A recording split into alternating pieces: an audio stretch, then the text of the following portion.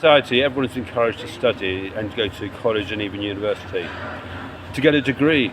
Because once you've got this degree, you have this stamp. That stamp says, I have achieved something. I have passed these exams. I am qualified.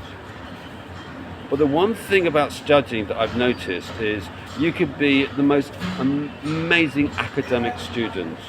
You can study such fine and complicated subject matters. But can you live what you study? Can you practice? Can you put it into practical application? And this is the key thing to life. You say so often we can look at a manual, but can we actually do what we need to do in the manual? You could get a cooker manual to repair your cooker or to repair the engine in your car, but have you got the know-how to actually open up this cooker, open up the engine of the car, and actually put what you know into action? Today we're reading Bhagavad Gita, chapter 6, verse 44. And this is what the Lord is trying to explain to us. We can go through rituals, we can learn the rituals, we can do arati, we can do puja, we can read to our heart's content. But can we take what we read and put it into practical application? And I ask you, do you find it sometimes actually it's just too complex, it's just over your head? Or there are certain things that you can do that you feel so confident at that it feels so easy. Now, why are certain things so easy and straightforward to do when you follow a manual, and why when you pick up another manual you can't deal with it?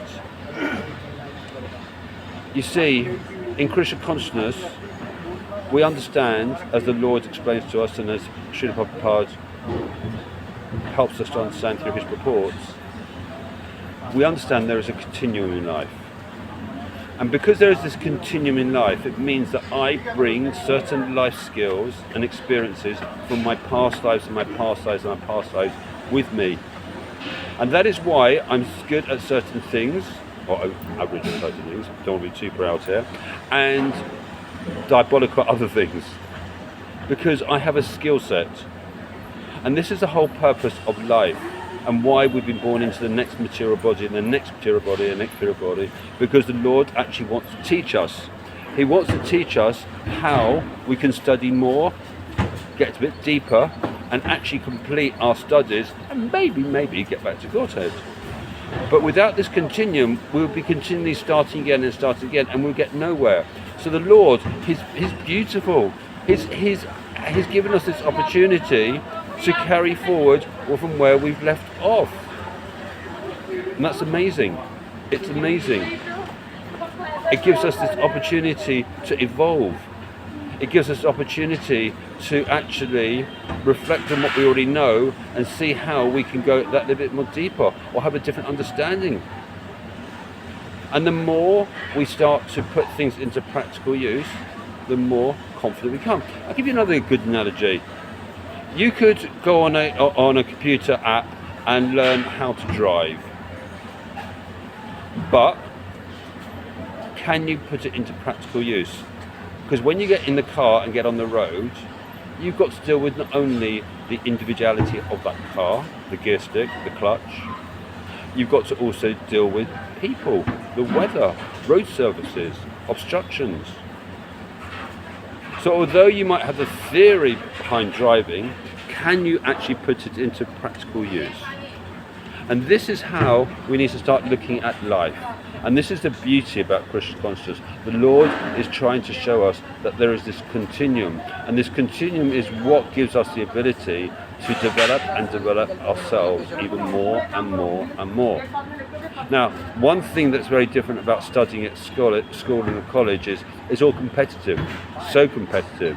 We're told to be the best and the best and the best. Well, it wasn't for me when I studied. When I was at school, I was the one at the bottom of the class. But for some reason or other, at this stage of my life now, Lord Krishna has given me an aspect of intelligence, just a little bit. And now I'm having a little bit of understanding about what life is about, a little bit more about who I am and maybe what my purpose is. But I'm getting this expansion of knowledge and intelligence and intellect, which is helping me more to understand about life. So although I'm in my more latter years in comparison to my student life, I wasn't able to study then, but I'm able to study now. And why am I able to study now? And why have I been attracted to Krishna consciousness? And why do I just get so deep into it? Maybe, based on what we've been discussing, I have brought forward some knowledge and some experience of Krishna consciousness in my past life. And it's more than just maybe. I'm quite sure of it, because I know from when I have studied previously. For instance, I'll give you an example. I was studying Buddhism previously to Krishna consciousness. Also a very, very interesting religion or philosophy. But as much as I was enjoying it, I didn't feel it was me in the sense of living it. I could learn things, learn how to meditate, learn various different mantras, or try to learn the mantras. Mantras are very, very difficult for me. But I didn't find it easy to live it. I didn't feel it was like, wow, this is what my life is all about. It was interesting. I was drawn to it, no question about it. I liked its principles. There was no question about that at all. But now in Krishna consciousness, I feel that it's something that's already inside me. It's innate. And I reinforce this actually, because I just remembered something.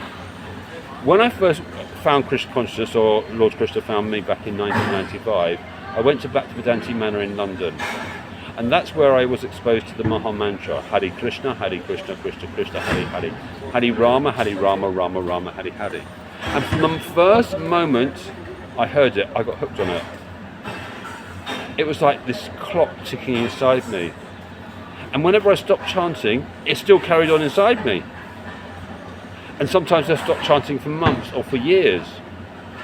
But the moment I started again, it was this clock was still ticking inside me. And it always felt about the Maha Mantra. And I didn't even know what the Maha Mantra was. It was just a mantra. I didn't understand its meaning, its depth, how it can purify and cleanse us. So similarly, there must have been something in my past life that I brought forward, or Lord Krishna's brought forward with this, into this body, that's helped me to now navigate through Krishna consciousness on a level that I've never experienced in my whole life when it comes to studying. Not just studying, actually experiencing.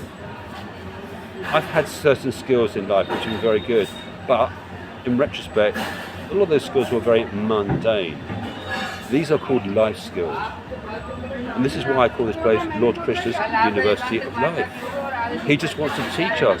He's given us this individual syllabus so that we can learn and learn and learn.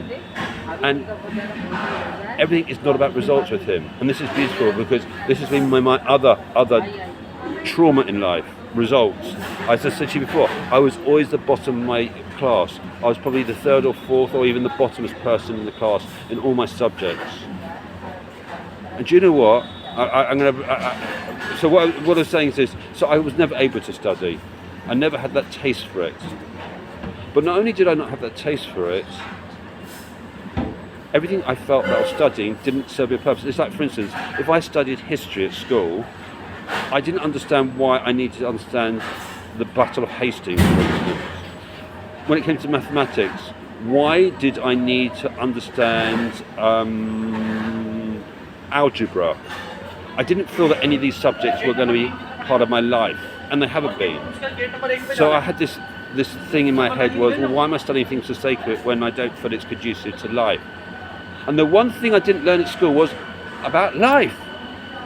And this is what Krishna consciousness is teaching us, is about life and how we possibly fit into life and how we exist in this body now.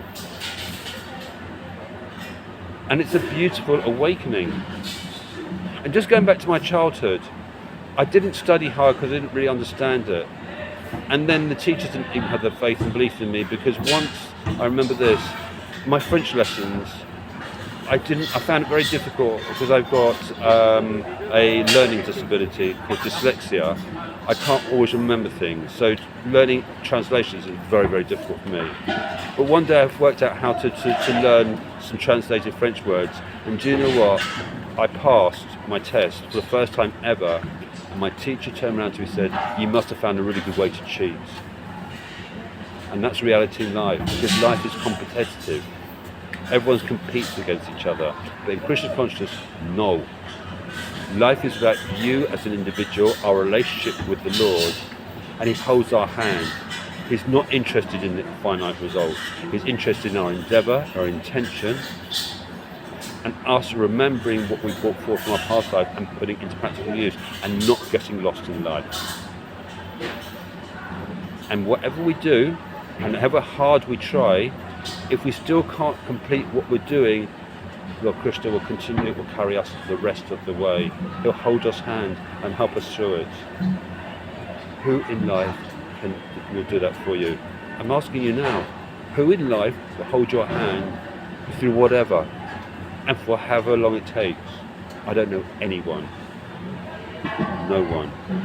So I ask you, do you feel that it might be time for you to go that little bit more deeper now and really value possibly some of the skills that you brought forward and knowledge you brought forward from your past lives, which is maybe why you're watching something about Krishna's consciousness, and that could be your invitation to actually develop what you already know, which you didn't realise you knew.